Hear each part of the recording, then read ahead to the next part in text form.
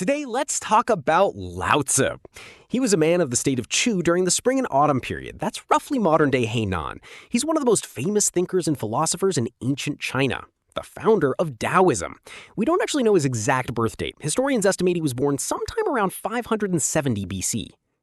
So that would make him about 20 years older than Confucius. Right. Laozi's real name was Li Er. Why is he called Laozi, literally old master or old child? Because according to legend, he was already an old man the moment he was born. He came out with white hair, white eyebrows, and a white beard. Did he somehow age backwards? No idea. But the story goes he was born looking like an old man, so they called him Laozi. What he was actually like in his younger years or his later years, we don't really know either. During his time at court, he served the Zhou dynasty as the keeper of the archives. Roughly equivalent to the head of a national archive or a library today. Supposedly, the Zhou dynasty's archive held every single book under heaven, and Laozi was the man in charge of it, so he'd read everything and he knew everything. Later, once the Zhou dynasty began to decline and rebellions broke out across the land, Laozi started to feel it wasn't safe anymore, so he resigned his post and withdrew from public life. According to legend, after leaving office, he mounted a black ox and rode west, saying he intended to retire into the great mountains of the west. He kept heading west, and by the time he reached the Hangu Pass, near what is now Luoyang, he ran into someone. The pass's official there? Was his name Yin Xi, or wasn't it? Honestly, we're not entirely sure. The records of the grand historian says something like Guanling Yin Xi Yue when Laozi reached the pass, but where exactly you break that sentence changes everything. Was it the pass official Yin Xi said, or the pass commander said delighted? Nobody's certain whether his title was Guanling Yin or Ling Yi, or whether his actual name was Yin Xi. The mainstream view is that his name was Yin Xi. Later texts that reference this episode all give slightly different versions. Some call him the pass official, some call him Ling Yi, some call him Yin Xi. Let's just go with Yin Xi for now. Anyway, the man guarding the Hangu Pass said to Laozi, "Since you're retiring anyway and you know so much, why not leave something behind for us? Teach us how to govern, how to conduct ourselves. Tell us about the way of the world." And Laozi apparently said, "Sure, why not?" and sat down and wrote 5,000 characters, which he handed over to Yin Xi. Those 5,000 characters became known as Laozi's 5,000 words. This is considered the only work Laozi ever left behind. Laozi has no other known writings. Later on, other texts occasionally got attributed to him, but none of them can actually be proven authentic. This is the one text that's accepted as his. And these 5,000 characters eventually came to be called simply Laozi. And within Taoism, this book is known as the Daodejing, the Tao Te Ching. It's made up of 81 chapters in total, really just 81 short passages. It's not long at all, but the ideas in it are extraordinarily profound and elusive. After leaving this book behind, Laozi rode his black ox westward and vanished. Nobody knows where he ended up, but he left this text behind, 5,000 characters.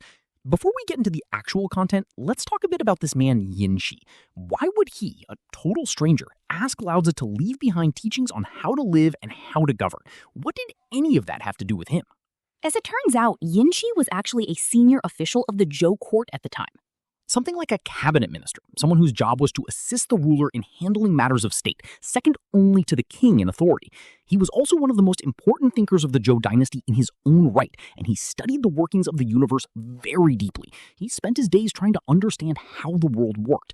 One day, while observing the heavens, he noticed something extraordinary: purple vapor rising in the east and drifting westward. Purple in ancient China symbolized nobility and honor. This meant a sage was heading west, and to go west, he'd have to pass through the Hangu Pass. So Yin Xi went to the ruler and said he wanted to go guard the pass himself, specifically hoping to encounter this sage. Sure enough, once he got there, he saw Laozi arrive, riding his black ox. He immediately bowed and asked to become his student, and that's how he got Laozi to leave behind those 5,000 characters. Why is the text called the Daodejing, literally the classic of the way and virtue? Because it's divided into two parts. The first half is called the Dao, the way, and the second half is called the De, virtue. The whole thing originally had no title. And here's the thing about these 5,000 characters. You can't really read them straight through in order and expect to understand what he's saying, because there's often no obvious connection between one line and the next. You have to read the whole thing and let the meaning sink in as a whole. And if it weren't for Yin Xi, we might not even know Laozi existed at all. Because Laozi himself never left behind so much as a single written word for the historical record otherwise. It's really only because of this encounter that Laozi got recorded in history at all, so we don't know when he was born, when he died, or really what kind of person he was. Back then, his disciples only came to know him through those 5,000 characters. After reading them, they considered themselves the inheritors of his spirit. That's essentially how his school came to exist. Which is why, in Taoism, Yin Xi is honored with the title Wenxi Zhenren, the perfected master of letters and origins. Many Taoist sects actually trace their founding lineage back to Yin Xi, not to Laozi directly. Laozi never founded a religious school himself. That was done later by his followers. All right, let's move on to what Laozi actually says in the text. The very first line of the Daodejing is one of the most famous lines in all of Chinese philosophy. 道可道,非常道,名可名,非常名. What does that mean? Basically, if the Tao, the way, can be fully explained in words, then it isn't the true eternal Tao. You can give it a name, you can call it the Tao, but that name isn't its ultimate reality. So then, what actually is this Tao? In chapter 25, Laozi writes, 有物混成,先天地生, followed by a longer passage. What does that mean?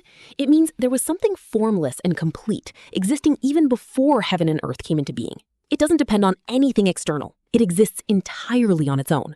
It cycles endlessly, never stopping. It is the root of the universe itself. Laozi says he doesn't even know its real name, so he reluctantly calls it Tao, or alternatively, the Great. Either name works, really, because it has no edges, no boundaries, and yet it's a single, unified whole. And this thing can't be seen, can't be touched, can't be perceived through any of our five senses. It can't be described, and it can't be defined.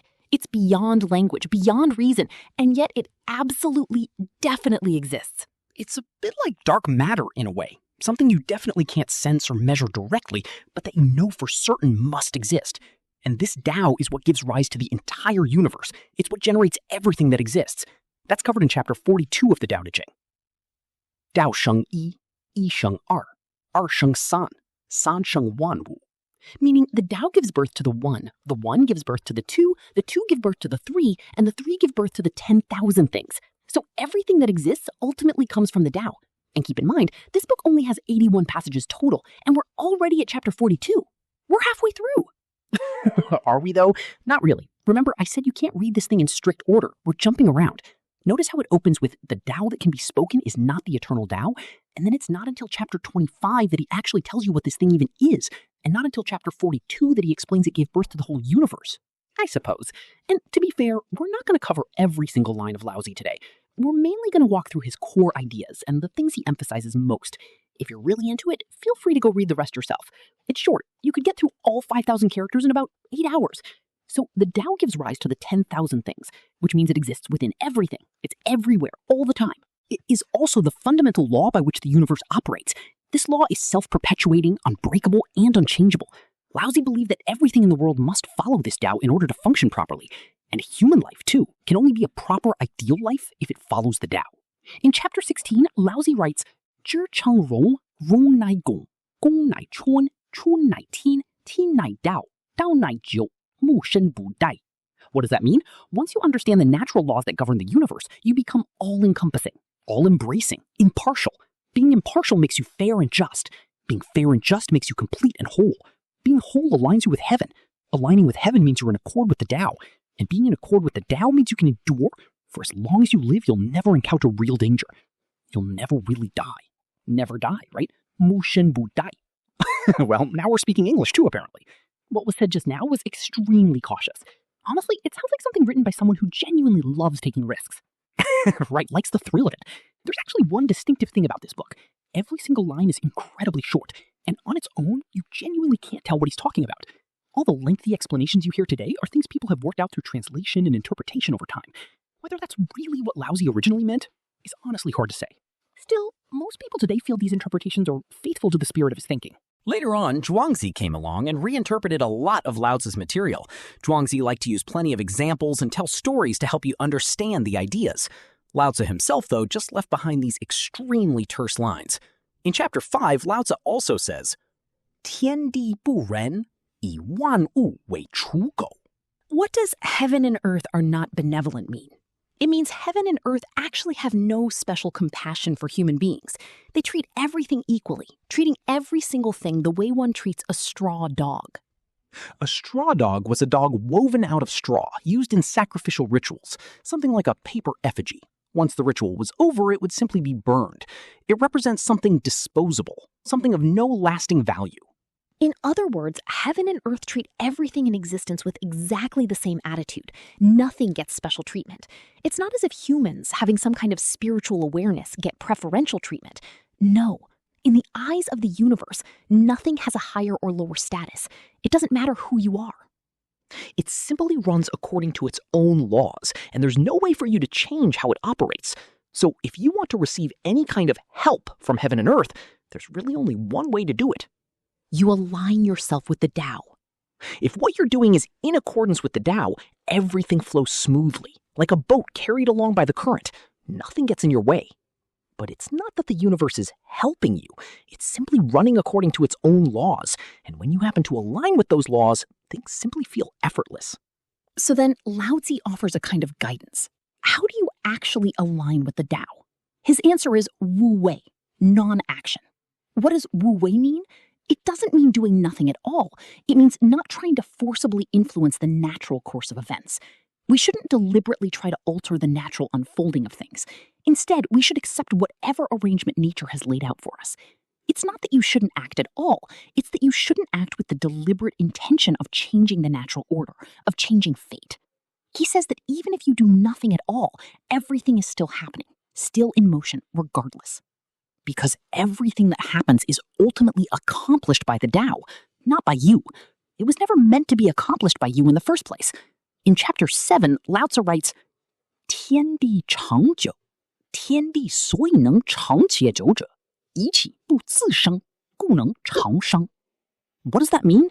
Heaven and earth are able to endure for so long precisely because they don't exist for their own sake.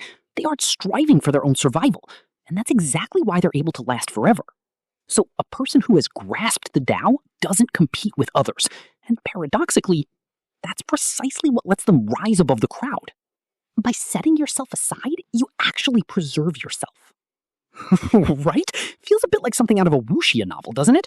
I'll explain in a moment why it produces that feeling. There's a real reason for it. Lao Tzu believed that a person who's aligned with the Tao should stop once their purpose is achieved. Do only the bare minimum necessary to accomplish your goal, and nothing more. Don't waste effort on things that serve no purpose. You have to know when enough is enough, and you shouldn't go around showing off your own abilities. Otherwise, you'll bring unexpected disaster upon yourself. Say you come in first place. Going around bragging about it is bound to earn you resentment, right? And naturally, you also shouldn't put in extra effort beyond what's actually necessary, because that effort isn't part of your true purpose. It goes against the Tao, and it will cause problems. This is essentially the idea of going too far is as bad as not going far enough. Right, exactly. And this is actually one of the places where Lao Tzu and Confucius overlap a bit, even though on the whole their philosophies are basically opposites. I'll get into why they're opposites in a bit. Lao Tzu emphasizes that whatever you do, you should do it with the least possible effort. He believed that excessive effort could never be sustained over the long run. He said, for example, that if you stand on your tiptoes, sure, you might look taller for a moment, but you can't stay like that for long. If you take huge strides, you might move faster for a bit, but you won't be able to go very far. So chasing quick results and instant success is never sustainable. What matters is patience and gradual accumulation, not rushing for immediate gains. As for how great or impressive something looks, Lao Tzu felt that kind of thing was ultimately meaningless. Lao Tzu even went so far as to say that not striving at all, not acting at all, is actually the best approach. Sounds a little defeatist. I'll tell you at the end why he takes such a seemingly pessimistic stance. It's because any effort you make risks going against the Tao, and that creates danger. Laozi also has a very famous line, 绝学无忧, literally, abandon learning and be free of worry. On the surface, that just means stop studying and you'll have no anxieties. But reading it in context, what he really seems to mean is don't waste your energy learning things that serve no real purpose. And what counts as useless? Anything excessive, anything that isn't in accordance with the Tao. Laozi's view is that people only keep learning because they feel anxious and insecure.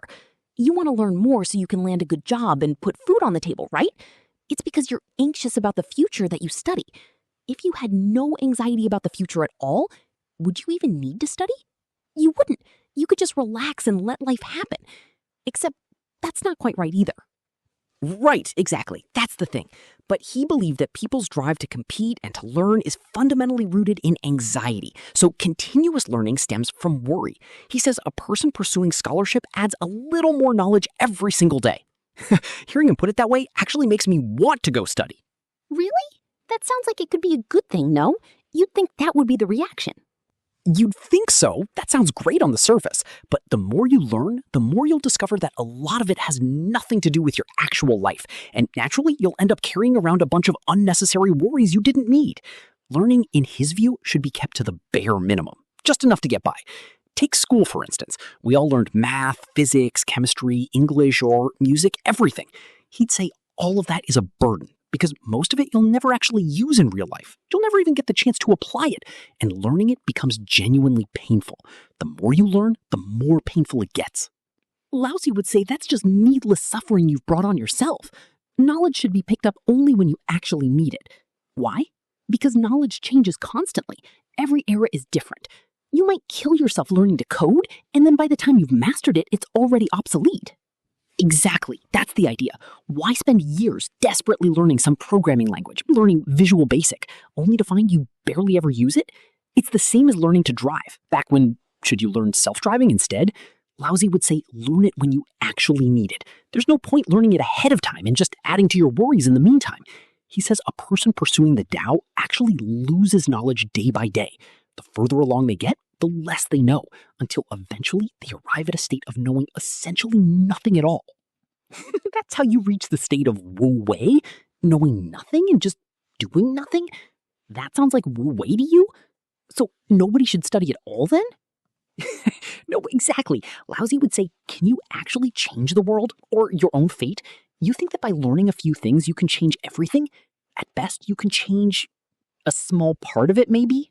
The world, or your fate. Either way, it's the Tao. You need to align yourself with the world, align yourself with your fate. Any effort you make, in the end, you'll find was ultimately pointless. So then, why should anyone bother trying at all? Right, exactly. I don't need to. I'll explain in a moment why that's not necessary. So I don't need to try. But hey, someone's got to make an effort somewhere, right? Fine, you go ahead and make the effort then.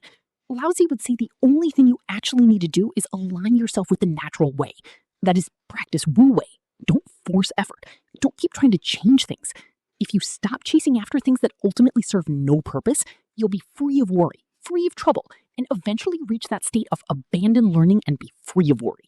Laozi believed that talent, ironically, is not necessarily a good thing. He said talent tends to attract attention and put you in danger. So he believed people should let go of their attachments, stop chasing ability and achievement so relentlessly, and instead find contentment in the life they already have. He said the true sage understands the affairs of the world without ever stepping outside their door, and understands the movement of the sun, moon, and stars without ever looking out the window. You can accomplish great things while staying home and doing nothing at all, whereas chasing after fame and fortune might mean you never actually attain them, and instead they bring you trouble. There's actually a similar idea in the art of war, the idea that you shouldn't press an advantage too far. You shouldn't push things to the absolute limit. Sometimes you should deliberately leave your opponent a way out, or else cornered, they'll fight you to the death, and you'll be the one who suffers for it. Take warfare, for example. When two nations go to war, the actual goal is usually to seize the other side's territory, not to slaughter its entire population. So once you've achieved that objective, that's it. You stop. Never engage in wholesale slaughter. That's excessive, and it's bound to sow the seeds of future hatred and disaster. On the subject of hatred, Laozi also has something to say. He believed that once hatred has come into being, it can never truly be eliminated. There's no way to truly reconcile after that. Even once you've taken your revenge, the hatred itself will still linger behind. So then, what's the approach that truly aligns with the Tao when it comes to hatred? It's to let the other side keep their debt, to not force any kind of resolution. In other words, both sides remember that there was once hatred between them, but you don't actually need to take revenge. That's what's truly in accordance with the Tao. He says that with regard to nature, with regard to the Tao, there's a kind of favor shown toward those who align with them. Those who follow the Tao will naturally be looked after by heaven. If someone does something wrong, that's on them for going against the Tao, and the Tao itself will punish them for it. You don't need to punish them yourself. Doing so accomplishes nothing anyway. In the end, the hatred just lingers on, and honestly, you might end up giving them more leverage against you. How does that ever really end? Whether or not something is in accordance with the Tao is for the Tao itself to decide, not for you. No one has the authority to decide who's aligned with the Tao and who isn't. Really, Laozi's entire worldview can be boiled down to this one idea: Wu Wei and naturalness. Just doing nothing and letting things take their natural course, that's the ideal.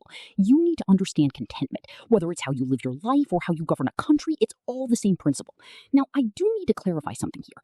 Why does Laozi believe that nature is unchangeable or that the Tao is unchangeable? After all, we've clearly used science to build entire cities, right? Nature is constantly changing. We've turned deserts into forests, and we've also turned forests into deserts. What Laozi is getting at is this: whatever you build, if it doesn't align with nature, nature will eventually use its own overwhelming power to return it back to its natural state. So whatever change humanity claims to have brought about is, in the face of nature, utterly insignificant, a mere instant, ultimately futile. Just look at the great ancient civilizations of the world. They flourished for a time, and in the end, nearly all of them turned to desert, reverting right back to the state of the Tao. So even though you might think humanity has become incredibly advanced today, give it another 10,000 years and there may be nothing left but a handful of ruins. There's no other possible outcome. So he says the harder you struggle to change things, the faster they'll simply revert back. There's no real point to it. About half of the Daodejing actually deals with statecraft, how to govern a country, which doesn't have much direct bearing on ordinary people's lives. As for the governance portion, Laozi's theory goes roughly like this. He says if people have very little, they won't fight over material things. If there's no distinction of high and low status, people won't steal from one another. If there's no desire, people won't fall into chaos. So a society... Right, and who says a society even needs to develop? Has that ever really happened before? Who says the moon needs to develop, right? So the true sage's approach to governing is to reduce people's competitive impulses, reduce the gap between rich and poor, reduce desire, so that people have no craving and no seeking, and then the state can be governed through Wu Wei, non-action. In other words, the country doesn't even need a ruler, and it will still be well governed. And crucially, this kind of governance is one where the common people feel genuinely satisfied, and the state remains stable. That's Wu Wei governance. And it's not just true for the state. Every kind of organization has leadership styles that follow the same principle. The very best leader is one whose presence isn't even noticed. The second best leader is one who is loved and admired by the people. A mediocre leader is one people fear, and the worst kind of leader is one people hold in contempt. So a leader should speak as little as possible, interfere as little as possible, and let the organization run on its own. Because it's only that way that people will come to feel they are the ones organizing part of nature itself, doing their own share of work for the collective good. Wu Wei doesn't mean sitting around doing nothing. It means doing exactly what you're supposed to do and nothing more. That's what non-action really means. It's not that you avoid effort out of laziness. It's that you don't compete or scramble to do things unnecessarily. Now, you might be thinking, that surely can't work. If I'm the leader of a group and I just don't manage it, won't everything fall apart? It flips the whole picture around, though. Laozi's point is that leadership doesn't mean doing nothing at all. It means the leader should step back behind the scenes to support the group, rather than standing out in front, directing everyone. From behind the scenes, you offer your members help, and you prevent problems at the level of the bigger picture. As a leader, if the group succeeds, you shouldn't go around showing off your own contribution. You should thank your team instead, and ideally, you shouldn't even let them notice how much you were involved at all. Meaning, let all the credit belong to them. That way you can actually steer and manage the organization with real ease and flexibility. All the glory goes to them. He says this represents the highest level of leadership in the world. Laozi believed that everyone has their own innate abilities, and a leader should do everything possible to let each person's abilities flourish naturally, letting them contribute to the organization in their own way. That's what a properly functioning organization looks like, one that's in accordance with the Tao. In chapter 33, Laozi lays out his vision of an ideal person. 知人者智, 自知人命, 上人者有理, 自知人其样, 知足者富. Meaning, understanding others makes you clever, but understanding yourself is what makes you truly wise. Defeating others shows you have strength, but defeating yourself is what makes you truly strong. And someone who knows contentment is truly wealthy, because human desire is essentially limitless. If you're never satisfied, you'll never be satisfied, and you'll be forever left wanting. Put simply, no matter how wealthy you actually are, if you yourself don't feel satisfied, it's as though you have nothing at all. Laozi also believed that gain and loss are two sides of the same coin. Wherever there is gain, there is inevitably loss. The more you gain, the more you inevitably lose. You might accumulate a great deal of wealth, but in the process, you might lose your health, lose your happiness, lose your time. If gain and loss are always in balance, then no matter how hard you try, what you gain and what you lose will always add up to the same net amount, meaning all that effort was ultimately wasted, pointless. So we shouldn't let ourselves be driven by desire. We should instead maintain inner stillness and clarity. Then why would anything even be meaningful at all? Well, Laozi says there is exactly one thing that is truly meaningful in human life, simply being alive. That's the reason. As long as you're alive, he says, you get to enjoy your existence, so nothing is more important than that. Now, you might think, If Laozi is right and the ideal is to want nothing, strive for nothing, and just be content to be alive, wouldn't that get you killed in the world we actually live in today? Laozi says, actually, no. He points out that the softest, weakest thing in the entire world is water. Water yields to every obstacle. It takes on whatever shape the container around it demands. It flows downward with gravity, always settling into the lowest places that people try to avoid. Everyone else is scrambling to climb upward, and water just keeps sinking to the lowest point. And yet, weak as it is, water can overcome the mightiest things in existence. It can wear away solid rock, even reshape entire landscapes. Nothing can truly stand against it, and nothing can truly harm it either. It contends with nothing, and yet it nourishes everything. So Laozi believed water comes closer than anything else to embodying the Tao. If you want to know what the Tao looks like, just look at water. It's practically the physical embodiment of the Tao. He says people should be like water, soft, yielding, yet quietly powerful, able to adapt to their surroundings, avoid conflict with others, and do everything possible to help the people around them. Just like water nourishing everything, if you live that way, your life can be long and genuinely happy. But Laozi points out that everyone recognizes how powerful water is, and yet nobody actually wants to become soft and yielding like water. Everyone wants to become hard and unyielding instead. Everyone wants to be stronger. Nobody wants to become weaker. He says this is a case where the true nature of the world runs directly counter to our everyday common sense. In other words, the thing you consider weakest might actually be the strongest thing in the world. Our perceptions, our common sense, are shaped to fit human society, not shaped to align with nature. In fact, they often run directly opposite to nature. So what you perceive as your own weakness, your own flaw, might actually be your greatest strength. What other people think of you, how they judge you, ultimately doesn't matter. What matters is whether you yourself are in accordance with the Tao, aligned with yourself. And Laozi places particular emphasis on this. Don't be hard and rigid, be soft and yielding. Not just soft, but genuinely, deliberately weak. That weakness truly matters.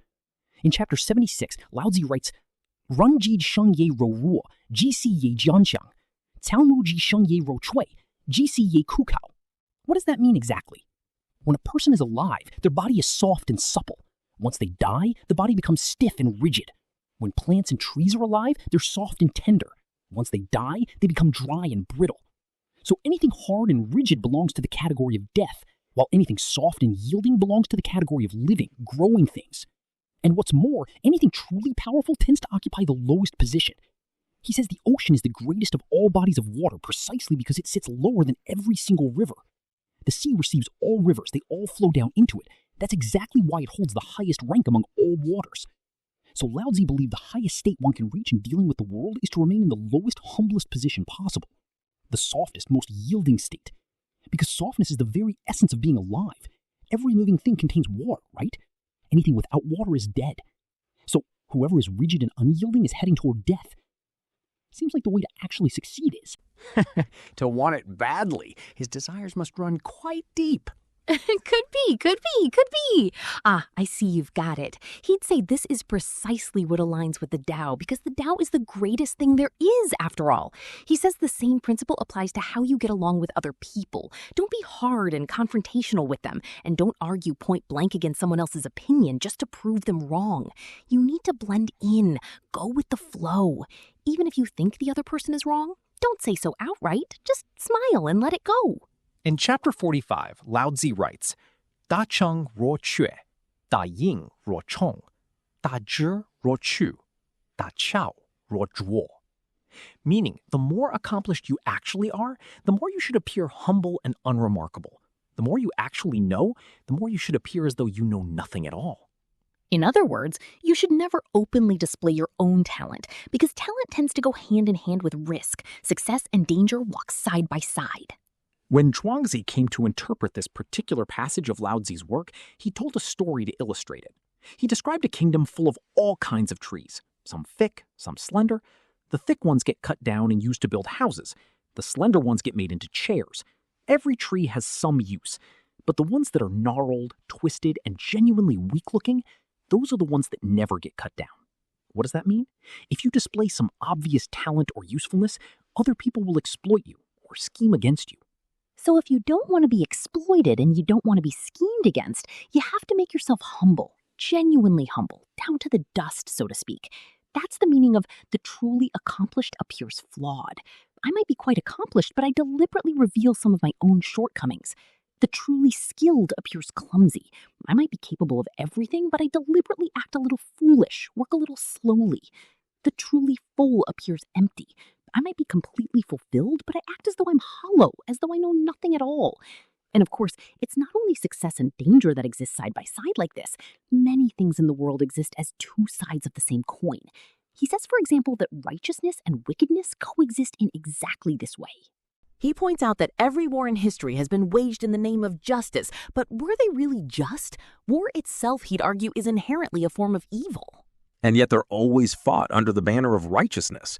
So the world is never quite what it appears to be on the surface. Often the truth is the complete opposite of what you see. What you take to be justice is very often, in reality, its opposite.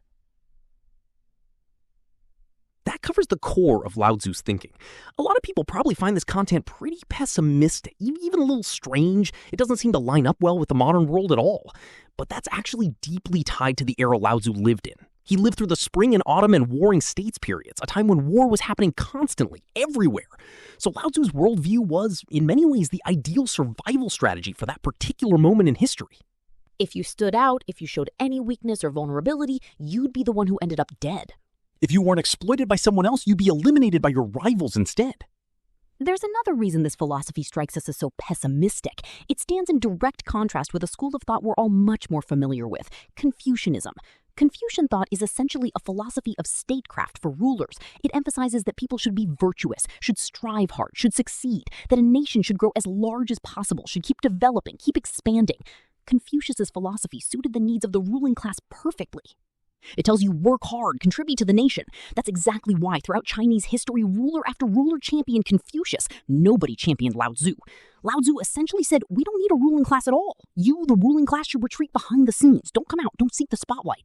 And Lao Tzu also said something like, we don't need to strive for more. We're already fine as we are.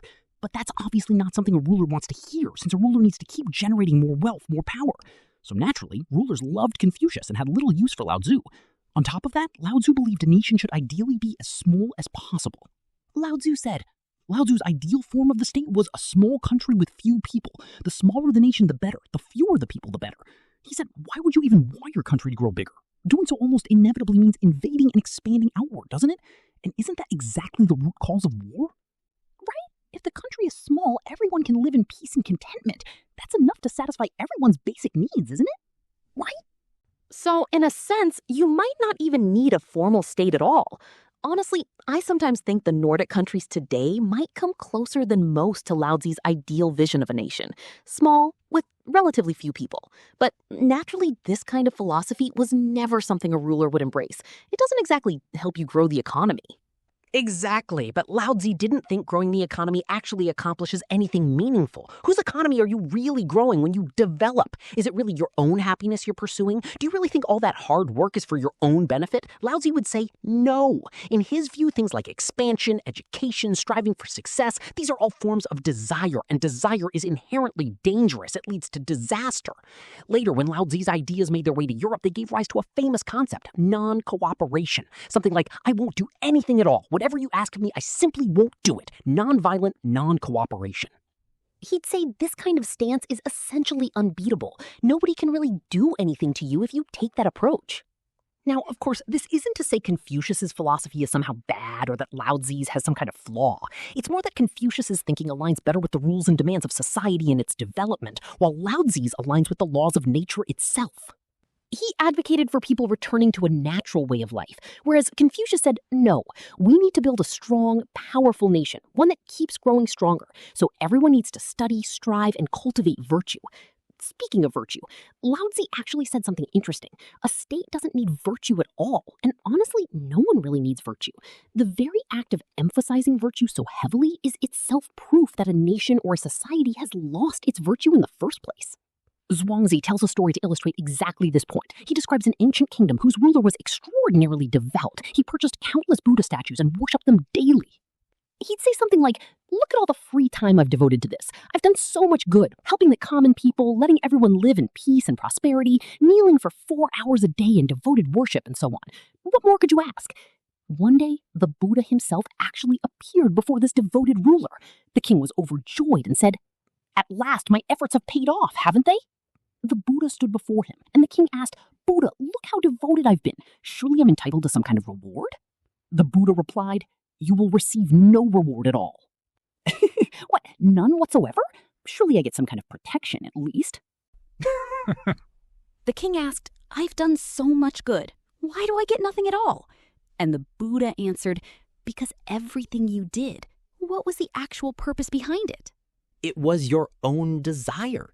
You already got exactly what you wanted out of it.